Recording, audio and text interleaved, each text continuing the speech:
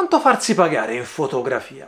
La risposta a questa domanda è generalmente una grande supercazzola che ti lascia con più dubbi di quanti ne avessi prima. Ma è possibile che non c'è un sistema per stabilire con precisione il costo di un servizio fotografico?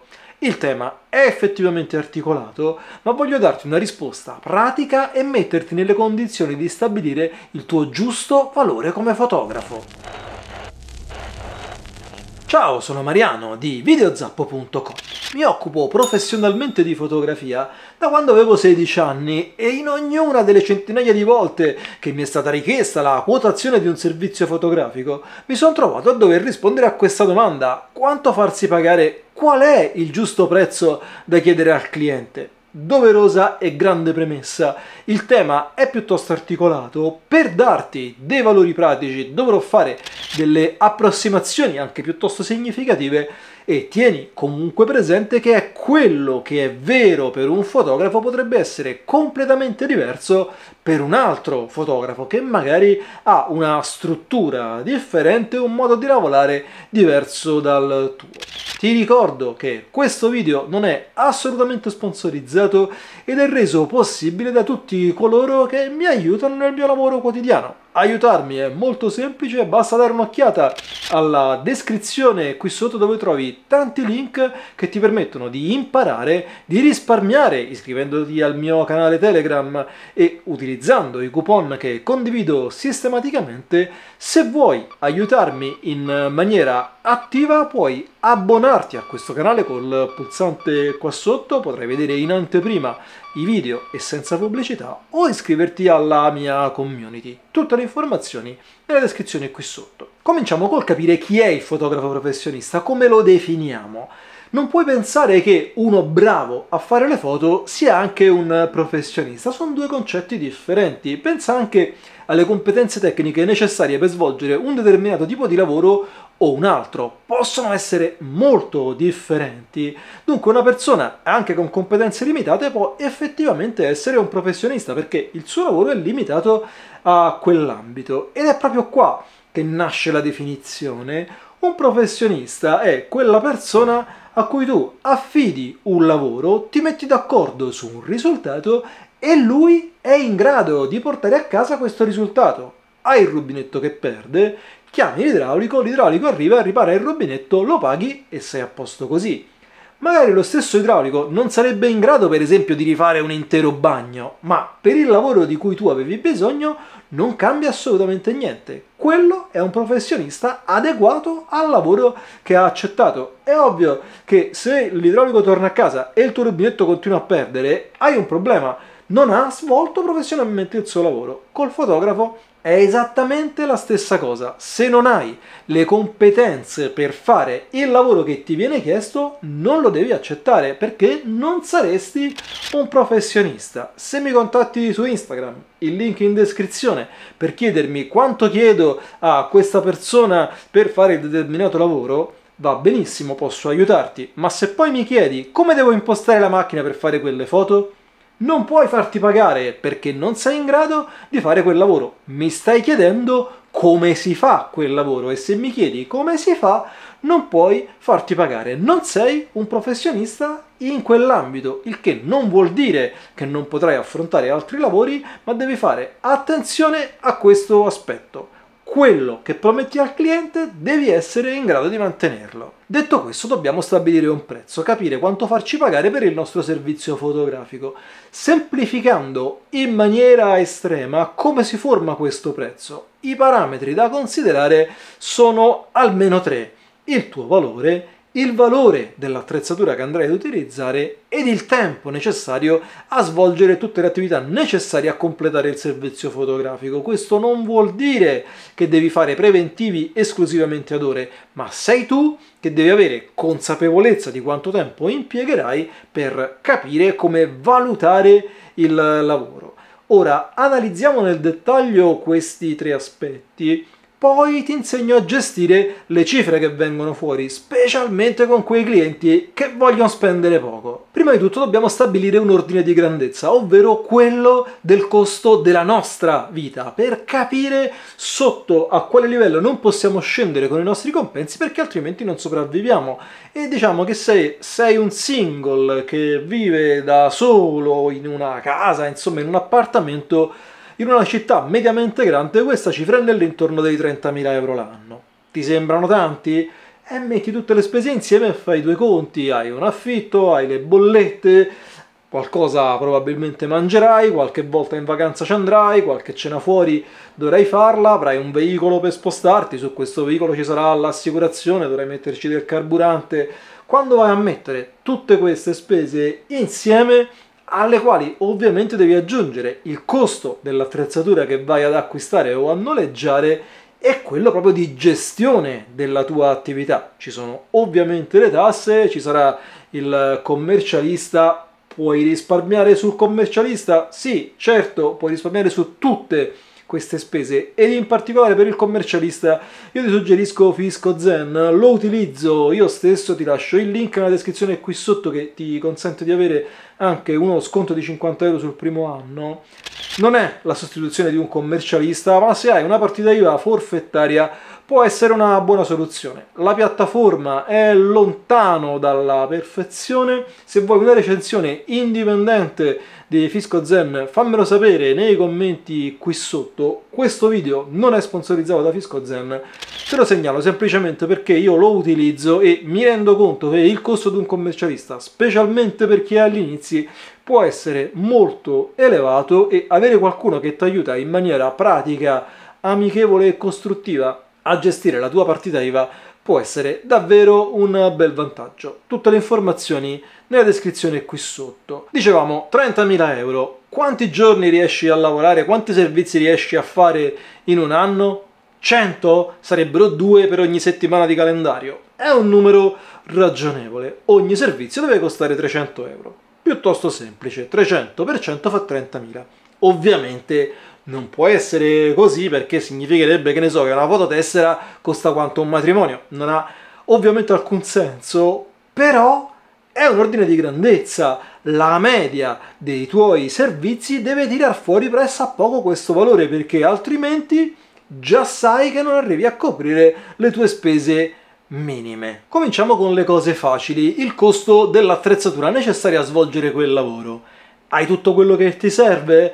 Devi comprare o noleggiare qualcosa? Quanto vale quello che stai utilizzando? Si tende spesso a sottovalutare il costo dell'attrezzatura, e un buon metodo per valutarla in maniera oggettiva è quello di basarsi sui prezzi del noleggio.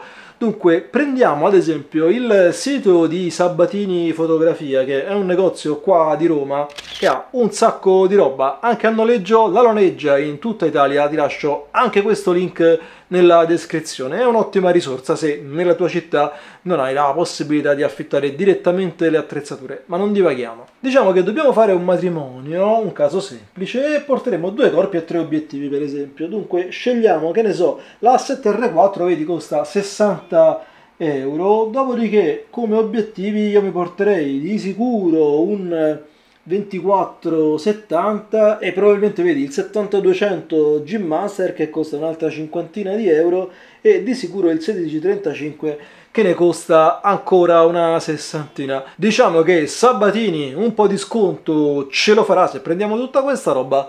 250 euro di attrezzatura. Ti sembrano tanti?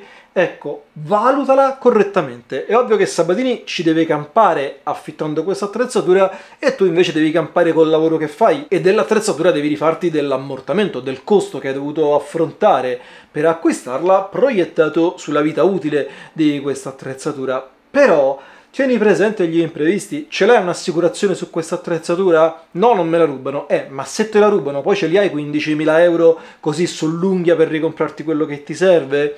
Se si rompe qualcosa, come lo risolvi? Se valuti male il costo dell'attrezzatura, vai incontro a problemi.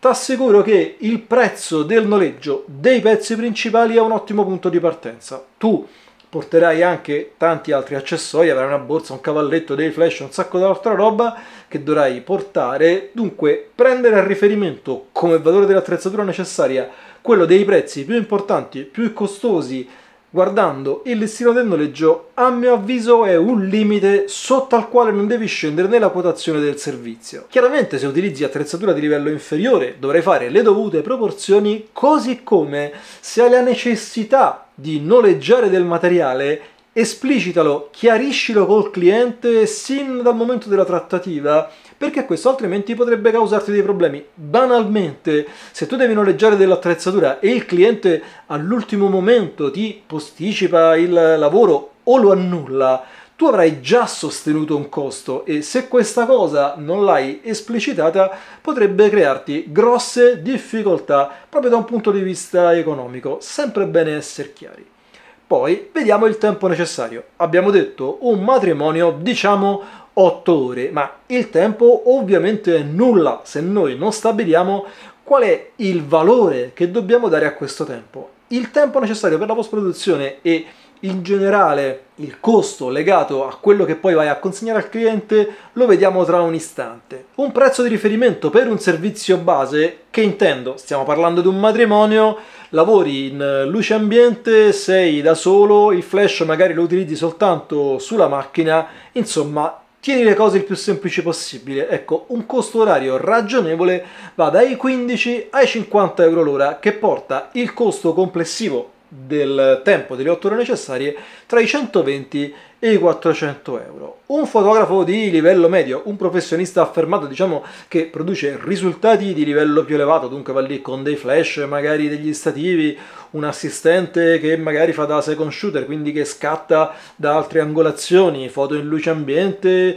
e in luce flash, magari una luce flash che va a ricreare l'ambiente per ottenere una qualità migliore, un buon livello tecnico del lavoro, un valore di riferimento può andare dai 50 ai 150 euro l'ora, per un totale tra i 400 e i 1200 euro per l'intero servizio. Un professionista di livello top, dunque dove inizi a pagare il nome, può chiedere sostanzialmente qualunque cifra e probabilmente se rientri in questa categoria non starai guardando questo video. E veniamo alla post-produzione. In questo caso io ti consiglio di valutarla in base alla complessità del lavoro, intesa in senso oggettivo, ovvero all'inizio della tua carriera magari un'attività anche relativamente semplice di post-produzione potrebbe richiederti una discreta quantità di tempo, ma più avanti questo potrebbe contrarsi significativamente perché diventi più veloce. In ogni caso, in un matrimonio la post-produzione delle foto la considererei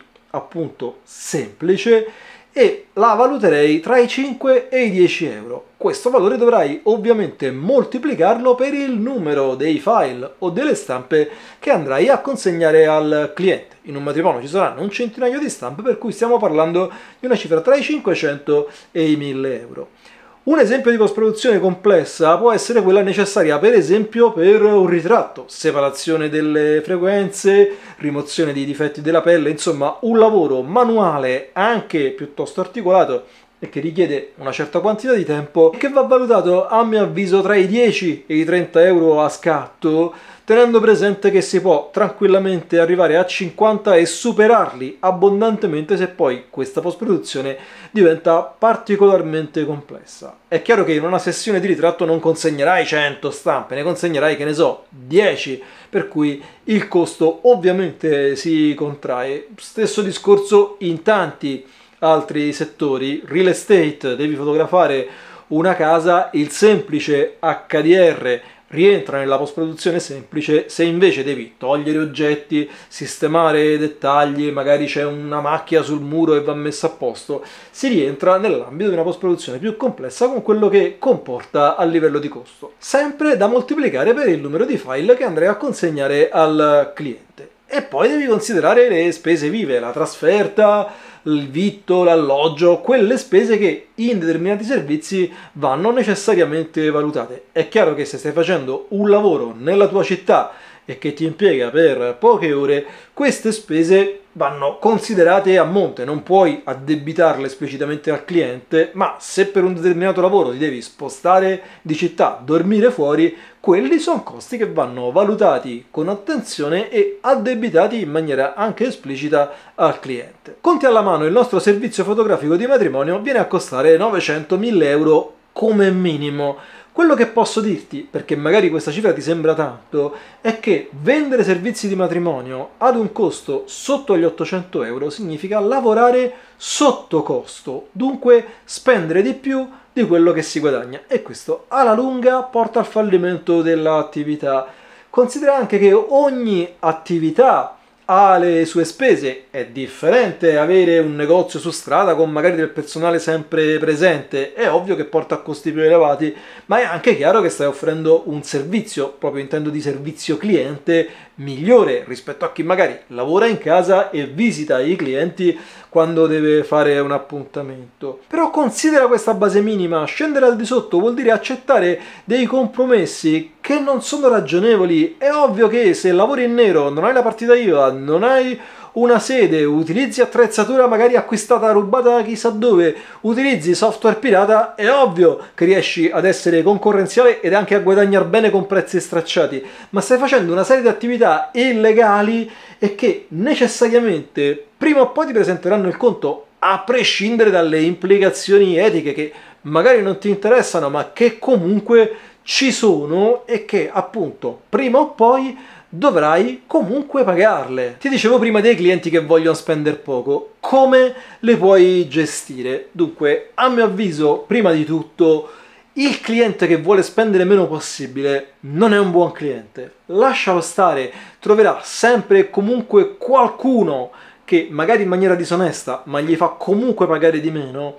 Dunque, a mio avviso non vale proprio la pena. Lo sconto è una richiesta lecita da parte del cliente che devi assolutamente aspettarti, ma che devi saper gestire. Deve necessariamente essere una transazione. Che cosa vuol dire? Che il primo passo è quello di far capire al cliente il valore di quello che tu stai proponendo, cioè spiegare quello che andrà a ottenere ed il motivo per cui si arriva a quella cifra. Ci sono una serie di complessità che vanno gestite, una serie di attività che vanno svolte e questo porta a quel valore, che è il valore del servizio che ti ha chiesto. Non se ne esce. Per ottenere uno sconto dobbiamo transare qualcosa, ad esempio proporre un'alternativa. Anziché utilizzare la determinata attrezzatura per fare il determinato effetto, potremmo risparmiare una cifra X utilizzando quest'altra cosa che ci permette un risultato simile ma non uguale. Dunque rinunci a qualcosa, facciamo una variante e otteniamo uno sconto. Nell'esempio del nostro matrimonio, che ne so, togliamo il ricevimento, io ti accompagno al ristorante, facciamo le foto di gruppo appena arrivati, ma poi mi libero, di conseguenza non avrai tutte le foto della festa e in questo modo possiamo tagliare X dal costo del nostro servizio, ma deve necessariamente essere una transazione.